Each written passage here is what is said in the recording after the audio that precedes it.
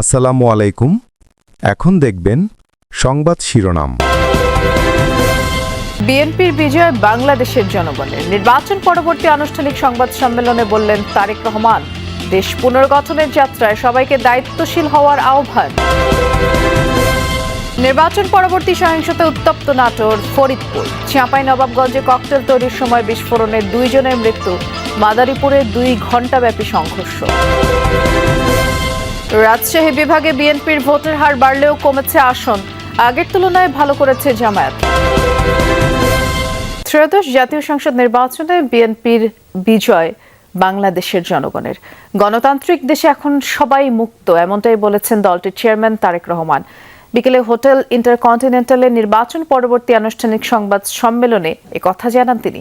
এ সময় নির্বাচনের দায়িত্বরত সবাইকে ধন্যবাদ জানিয়ে বলেন, জনগণের কাছে প্রতিশ্রুতিবদ্ধ সবগুলো অঙ্গীকার পর্যায়ক্রমে পালন করবে বিএনপি।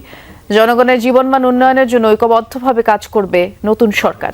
দেশ পুনর্গঠনের যাত্রায় সবাইকে দায়িত্বশীল হওয়ার আহ্বান জানিয়ে তারেক রহমান বলেন, যে কোনো মূল্যে শান্তি শৃঙ্খলা বজায় রাখতে হবে, কারো উপর অন্যায় জুলুম মেনে নেওয়া হবে না। দুর্নীতি ও জনগণের কাছে জবাবদিহিতা নিশ্চিতে সবার সহযোগিতা চায় বিএনপি এবং মানবিক দেশ গড়ে তুলতে ঐক্যবদ্ধের বিকল্প নেই বলেও জানান তিনি। নিরাপদ, মানবিক, গণতান্ত্রিক বাংলাদেশের যাত্রাপথে ভিন্ন দল ভিন্ন মতের সহযোগিতাও চেয়েছেন বিএনপি চেয়ারম্যান। এ সময় ভারত বাংলাদেশের সম্পর্ক নিয়ে সাংবাদিকদের প্রশ্নের উত্তরে তারেক রহমান বলেছেন, দুদেশের সম্পর্ক নির্ভর করছে জনগণের উপর, আর শেখ হাসিনাকে দেশে ফিরিয়ে আনার বিষয়টিও আইনি পথে হাঁটবে বিএনপি, এমনটিও জানান। এছাড়া সার্ক কার্যকর করতে উদ্যোগের কথা জানান বিএনপি চেয়ারম্যান। বিএনপি মহাসচিব মির্জা ফখরুল ইসলাম আলমগীর এ সময় বলেছেন, গণতান্ত্রিক পন্থায় ফিরে যাওয়ার প্রধান ফটকে বাংলাদেশ। এই নির্বাচনে জয় প্রমাণ করেছে তারেক রহমানের নেতৃত্ব, বিএনপি ও বাংলাদেশ ঐক্যবদ্ধ। দেশের স্বাধীনতা প্রিয়, গণতন্ত্র প্রিয় জনগণ আবারও বিএনপিকে বিজয়ী করেছে। আলহামদুলিল্লাহ। এ বিজয় বাংলাদেশের, এ বিজয় গণতন্ত্রের, এই বিজয় গণতন্ত্রকামী জনগণের। আজ থেকে আমরা সবাই স্বাধীন। আমরা জনগণের কাছে প্রতিশ্রুতিবদ্ধ, প্রত্যাশিত প্রতিটি অঙ্গীকার পর্যায়ক্রমিকভাবে বাস্তবায়ন করব ইনশাআল্লাহ। দলমত, ধর্ম, বর্ণ কিংবা ভিন্ন মত যাই থাকুক, কোনো অজুহাতে অবশ্যই দুর্বলের উপরে সবলের আক্রমণ আমরা মেনে নেব না। আইনের শাসন প্রতিষ্ঠায় সরকারি দল কিংবা বিরোধী দল, অন্য মত কিংবা ভিন্ন মত, প্রতিটি বাংলাদেশী নাগরিকের জন্যই আইন সমান। দেশের কয়েক জেলায় নির্বাচন পরবর্তী সহিংসতার ঘটনা ঘটেছে।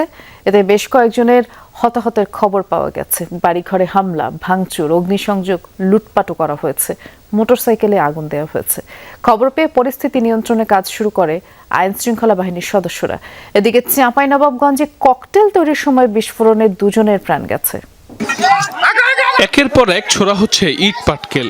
নাটোরের বড়াই গ্রামে দেশীয় অস্ত্র হাতে এভাবেই চলে দুপক্ষের সংঘাত। এর মধ্যে কয়েক রাউন্ড গুলিবর্ষণের ঘটনায় এলাকার শান্ত পরিবেশ পাল্টে যায় আতঙ্কে। স্থানীয়রা জানায়, শুক্রবার বিকেলে ধানাইদহ বাজারে ভোট দেওয়াকে কেন্দ্র করে জামাত বিএনপি সমর্থকদের মধ্যে কথা কাটাকাটি হয়। এক পর্যায়ে জামাত কর্মী সাব্বিরকে মারধর করে তারা। এর জেরে আজ সকালে বিএনপি নেতা আসাফ সরকারকে মারধর করে জামাত কর্মীরা। এরপরই তুমুল সংঘর্ষে জড়ায় দুপক্ষ। ভাঙচুর করা হয় বেশ কয়েকটি বাড়িঘর, আহত হয় 6 জন।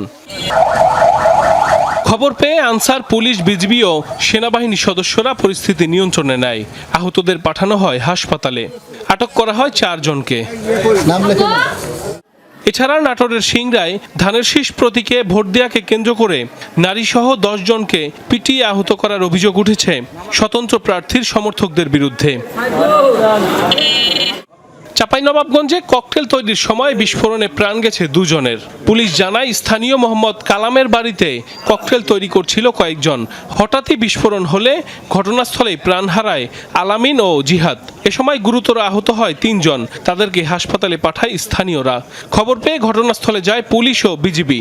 স্থানীয়রা জানায়, বিস্ফোরণে হতাহতরা জুলাই আন্দোলনের আগে আওয়ামী লীগের রাজনীতির সাথে জড়িত ছিল। বাগেরহাটে বিএনপি ও স্বতন্ত্র প্রার্থীর সমর্থকদের সংঘর্ষে গুরুতর আহত হয়ে চিকিৎসাধীন অবস্থায় মৃত্যু হয়েছে ওসমান গনি নামের একজনের। বাজার দখলের লড়াইয়ের উত্তেজনা ছড়ালো ফরিদপুরে।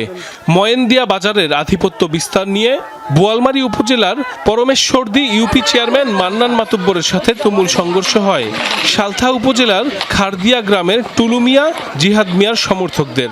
দুটি বাড়িতে অগ্নিসংযোগ এবং 12টি বাড়িঘরে হামলা, ভাঙচুর ও লুটপাটও করা হয়। আহত 20 জনকে ভর্তি করা হয় স্থানীয় হাসপাতালে। এদিকে শুক্রবার মুন্সিগঞ্জের সদর উপজেলায় প্রতিপক্ষের হামলায় স্বতন্ত্র প্রার্থীর সমর্থক জসিম নায়েবের মৃত্যুর ঘটনাটি পারিবারিক বিরোধের জের বলে সংবাদ সম্মেলনে জানিয়েছে সেনাবাহিনী। এ বিষয়ে আইনগত ব্যবস্থা গ্রহণ করা হবে বলে জানিয়েছে পুলিশ। এছাড়া মাদারীপুরে পূর্বশত্রুতার জেরে দুপক্ষের সংঘর্ষে শতাধিক ককটেল বিস্ফোরণের ঘটনা ঘটেছে। পুলিশ জানায় শুক্রবার সন্ধ্যায় উপজেলার চর কুকরাইলে আক্তার পক্ষের খালেক ব্যাপারীর ছেলে রানার ওপর হামলা করে হাসান মুন্সি পক্ষের কয়েকজন। এতে রানার ডান হাত ভেঙে যায়। সেই জেরে দেশীয় অস্ত্র নিয়ে সংঘর্ষে লিপ্ত হয় উভয় পক্ষের লোকজন। পরে টর্চ লাইট জ্বালিয়ে 2 ঘণ্টাব্যাপী চলে সংঘর্ষ। খবর পেয়ে ঘটনাস্থলে পৌঁছে পরিস্থিতি নিয়ন্ত্রণে নেয় যৌথ বাহিনী। সংঘর্ষের ঘটনা ঘটেছে ধানাইদহ পূর্বপাড়া এলাকায়। এখানে এসে যে বিষয়টি জানতে পেরেছি যে গতকাল এক জামাত কর্মীকে বিএনপি সমর্থকরা মারধর করে ধানের শীষের প্রতীকে ভোট না দেওয়ার কারণে। এটা কিন্তু অভিযোগ করছেন জামাত প্রার্থীরা, জামাত কর্মীরা। তো এখানে এই সংঘর্ষের পরেই কালকে যে মারধর করা হয়, মারধরের পরেই কিন্তু স্থানীয়ভাবে বিষয়টি মীমাংসা করে দেওয়া হয়। আজকে যখন একজন বিএনপি নেতা সেই পথ ধরে আসছিলেন তখন তাকে জামাত কর্মীরা মারধর করে। এরপরেই কিন্তু বিএনপি কর্মীরা একেবারেই উত্তেজিত হয়ে পড়ে এবং তারা সংঘবদ্ধ হয়ে জামাত কর্মীদের উপর হামলা চালায় এবং দুই পক্ষ কিন্তু মুখোমুখি অবস্থান নেয়। এবং এ সময় কিন্তু আমরা গুলিবর্ষণের ঘটনাও দেখেছি। আসলে গুলি কারা ছুড়েছে সে বিষয়ে আইন শৃঙ্খলা বাহিনীর পক্ষ থেকে তেমন কিছুই আমাদেরকে জানানো হয়নি।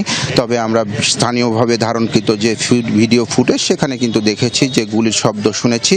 এরপরেই আসলে বেশ কয়েকটি বাড়িঘরে হামলা চালায় জামাতের নেতাকর্মীরা। অভিযোগ করছেন যে বিএনপি নেতাকর্মীরা অন্তত তাদের 5 থেকে 6টি বাড়িঘরে হামলা চালায়, হামলা চালিয়ে ভাঙচুর করে, সেই সাথে লুটপাট করে। তবে বিএনপি কর্মী বা বিএনপি সমর্থকরা বলছেন যে তারা এই ধরনের ঘটনা ঘটেনি, তাদের উপর দোষ চাপানোর জন্যই কিন্তু জামাতরা এই অভিযোগ করেছেন। কিছুক্ষণ আগেই নাটোর 4 আসনের যে সংসদ সদস্য প্রার্থী ছিলেন আব্দুল হাকিম, তিনিও সংবাদ সম্মেলন করে বিএনপির দিকে অভিযোগ তুলেছেন।